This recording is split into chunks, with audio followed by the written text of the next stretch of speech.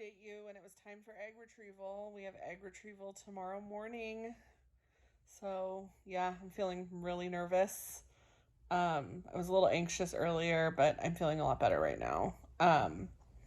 Yeah, we have to be there by 7:30 tomorrow, so it'll be an early morning for us. And then they'll do the procedure at 8:30. We should be wrapped up no later than 9:30. And so, yeah, we'll find out how many eggs they got tomorrow, and then by Thursday, we'll find out how many were fertilized, and then by next week, we'll find out how many made it to day 5 to be frozen. So, yeah, there's a few different phone calls we have to wait for after that, and yeah, I'm just really like, I don't know. The scariest part for me is the anesthesia. I don't. It's just something that really scares me. But we'll see. Yeah. You have anything to add, huh? Nope. And a man of so many words. Yet so few at the same time. Yeah, so Jeremy will be taking care of me tomorrow, and he will be responsible for making sure that the videos get recorded. So if there's no videos recorded, it's his fault. I'll put movie scenes in a place and on accident. I'll be like, this is what happened today, and it'll be like the snap. Yeah. So we'll check in with you in the morning when we're getting ready to go, and before we go inside. All right. Have a good night, everyone. Good morning, everyone. We are headed in for our retrieval. It's about 7 in the morning. I'm really tired and I'm extremely nervous, so I'm just going to keep this short and sweet. Yeah, we'll update you as we kind of go through the process, and yeah, talk to you guys soon. Hi, everyone. We're all checked in. They gave me my IV. We didn't have a hard time finding the vein, thank God. And we did all the consents, and now we're just waiting for the doctor and the embryologist to come by, and yeah, then we'll go in and we'll see you guys after. Bye. Okay, we're all finished. We got 12 eggs is where we're at right now, and oh, the hiccups. Yeah, so we're just waiting to get discharged. I have to go to the bathroom before they're gonna let me go home, and yeah, I'll tell you guys all about it when we get home and I'm getting some chance to sleep. That's it.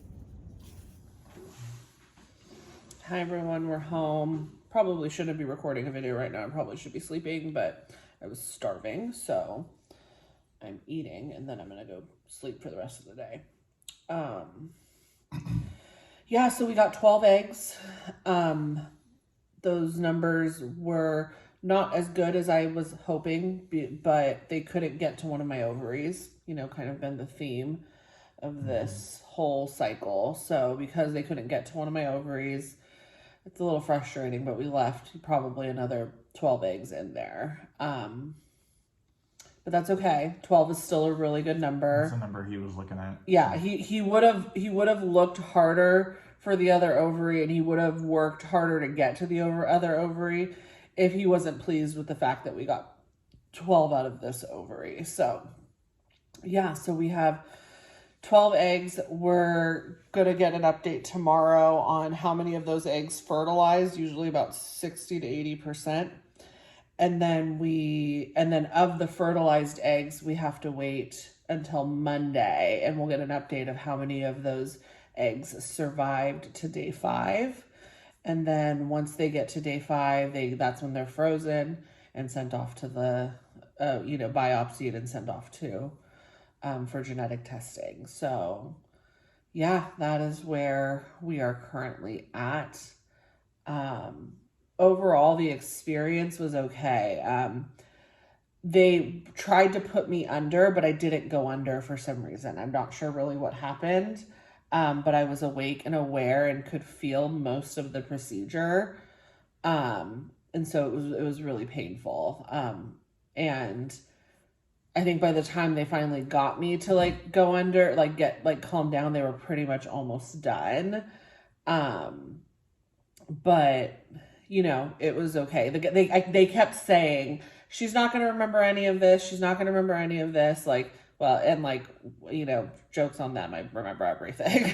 So, yeah, that was probably the only disappointing part. It was a little traumatic, just like being there and like not being able to talk because I was still like awake but like I couldn't like speak up and tell them like, look, like I can feel all of this. So I like started to just get really emotional, and then like just the weight of everything, I just like at the end of it all I just broke down crying. And like they brought me into the room and into the recovery room, and they were like, do you want us to go get your husband? And I was like, yes. And I'm sure like you walked in, and I don't know if you want to tell them like what you walked in when what you saw.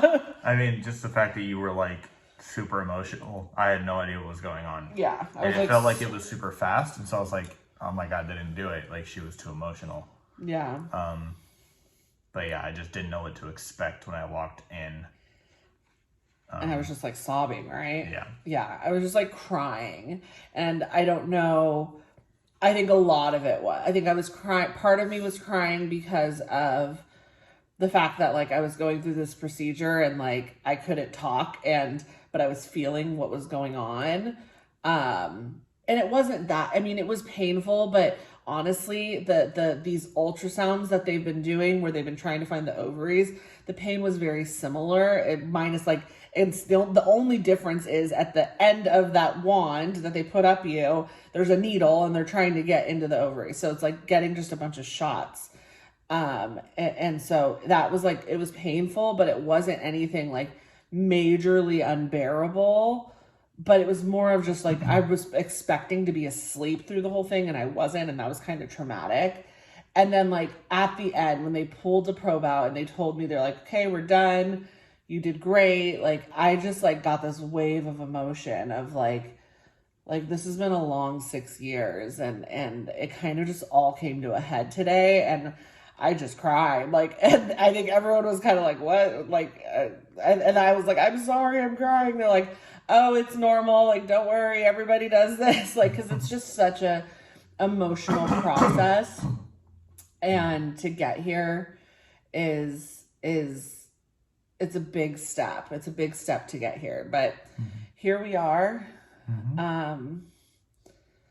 Yeah. So, you know, I don't have much more for this video. We'll do a new video when we get, like kind of the egg results, and we'll take that, over the next 5 days. And so I probably won't have another video posted for a week until we have kind of what our true frozen embryo results are.